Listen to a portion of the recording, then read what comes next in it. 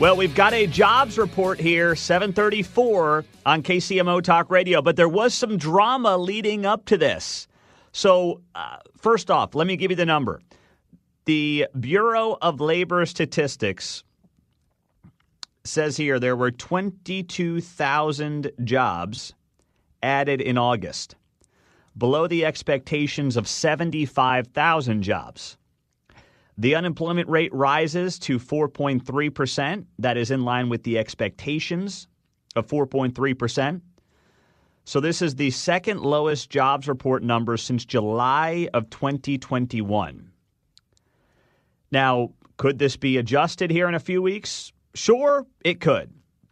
But leading up to this, at about 7:15 this morning, 20 minutes ago, the U.S. Bureau of Labor Statistics said it was experiencing technical difficulties on its website. But they were able to get up a jobs number here in the last few minutes. So the number comes in well below the expectations. What does this mean? Well, we're getting a rate cut on September 17th and potentially one more after that. Now, this is also a problem because you're going to cut rates. You're going to potentially spike inflation slightly, which we do not want to do. And what does that mean? That means you've got potentially stagflation, which is not what anybody should want in any economy. High inflation, stagnant economic growth, and high unemployment. We are not in a high unemployment place right now at 4.3%. But it's a potential for what could be coming here in the months and, God forbid, years to come. That's the word that you're going to hear a lot of today after this jobs report drops just a few minutes ago. So that rate cut will be happening to try to spark spending. But we're still sitting at nearly 3% inflation. The Fed target is 2%. So if you cut rates to try to, get some spending in the economy, but you're already sitting there at a near 3% inflation rate, what are you going to do? How are you going to correct this?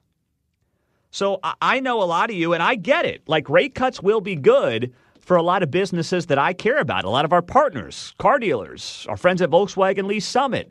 Those of you that are in the housing market, it can be good for you as well, potentially, although we have seen a bit of a dip in mortgage rates recently as well. It can be good on that front.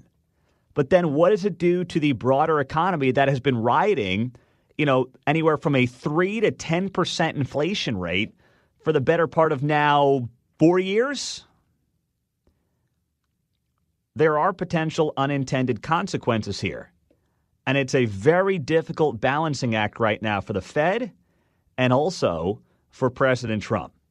So, here's what's going to happen too today. Leading up to this jobs report, there were a lot of articles written on different websites about how, hey, the jobs numbers come out today on Friday morning. Can we trust them?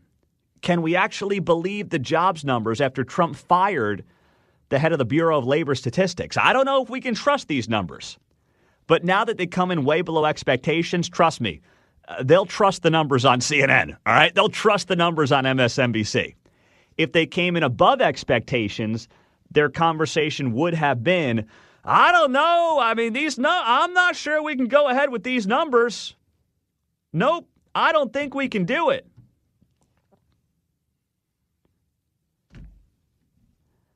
So that's where this is at right now. So they'll go ahead with these numbers, and this will be the story of the day that you'll see covered all over the national news scene. I just saw this, too, on the Wall Street Journal site.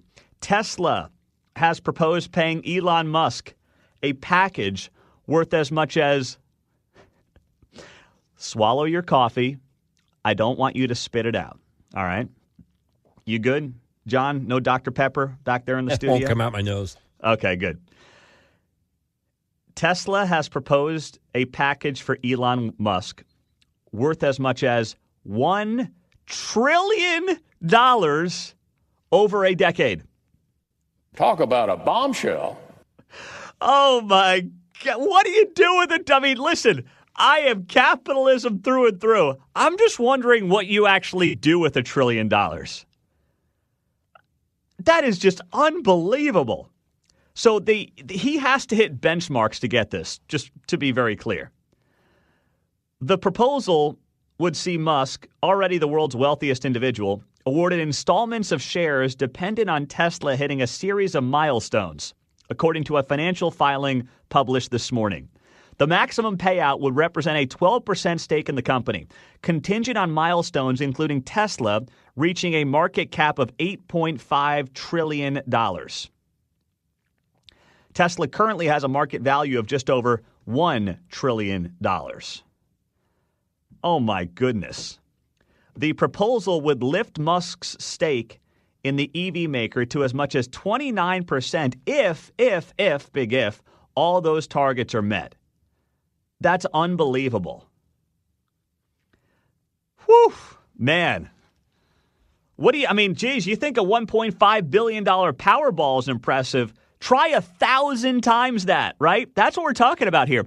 You have a Powerball of $1.5 billion.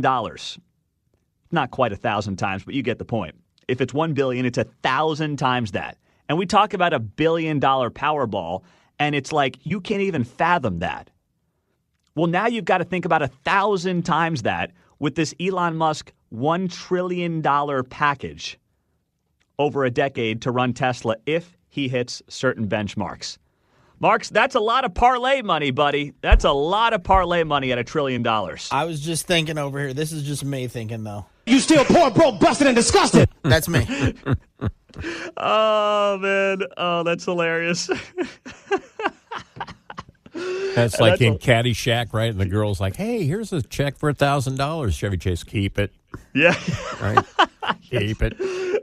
Wow. Oh, man. Yeah, that boggles the mind. You're right. That's a lot of Dr. Pepper for you, too, John. You'll be set, brother. Oh, I got Dr. Pepper jacket and Dr. Pepper shoes and socks. Oh, Undies. my goodness. Yeah, you guys are going to be rolling in it. Wow. He's certainly got that Red Lobster money, as one texter just put it here. I'm not worth your Red Lobster money. Oh, man. No.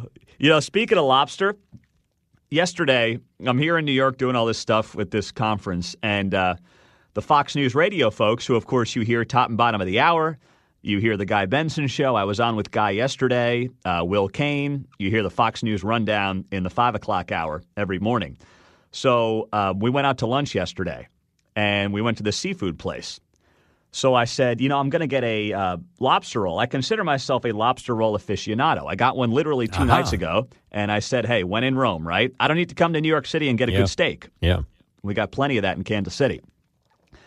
So the one mistake I made is I'm sitting there, and I'm eyeing this lobster roll on the menu, and I asked the guy, I said, hey, should I get this do you like the lobster roll? How's the lobster roll? What's he going to say? It stinks? It was something I realized after I ordered it and I ate it, and it came out looking great. They had the head of the lobster on one end of the roll. I had never seen that before in my life, which was pretty cool. But it wasn't any good. It was not a good lobster roll at all. But I asked the guy before I order it, what do you think of the lobster roll? And he's, exquisite, blah, blah, blah. It's great. Oh, best lobster roll in town. I'm like, okay, fine, I'll get it. What I should have done is if I'm debating a menu item, say, pick this or this, you got to give the guy 2 options. Mm-hmm. And I realized this yesterday. I can't ask the guy how one thing on the menu is. What's he going to say? Oh, yeah, the chef butchers that one every time. He's not going to do that. So, of course, he's going to say that if you ask about one item, oh, it's great, you should get it. I had to give him a second item to compare. And I was looking at this other fish sandwich that they had, but I didn't say, which one of these would you get? I just asked about the lobster roll. And that was a mistake by me because, of course, he's going to say yes. And then I get it. And there was potato salad at the bottom of the roll. And then the lobster was on top of the potato salad. And the lobster had no flavor to it. Yeah. It was disgusting. Yeah. Yeah, if you give him a choice, at least you could say, with the sandwich, yeah, well, the lobster truck hadn't come in since last Tuesday, so I'd go with the sandwich. Oh, that's hilarious. Yeah. Oh, man. So I learned that one. I'm like, you know what? Anytime I ask the waiter about food, I've got to have 2 options. I can't just say, what do you think of X or what do you think of Y? Because you know what he's going to say.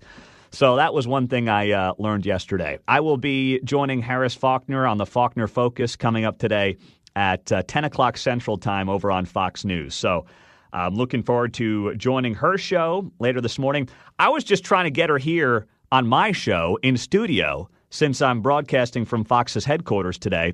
And then they reach out to me and they say, hey, you going to come on the TV show today with Harris? And I said, sure, yeah, I'll be there. So I'll be heading down a few floors when I'm done here on the radio side and joining Harris in the 10 o'clock hour. So I want you to just listen to Keatsman all morning and then have Fox on the TV. Mm-hmm. And then for those 2 minutes, because TV moves, man, if you get 3 minutes in TV, that's a lifetime. For those 2 minutes, just briefly mute KCMO, turn on Fox audio, and then go back to Keatsman in the 10 o'clock hour. Does that sound good?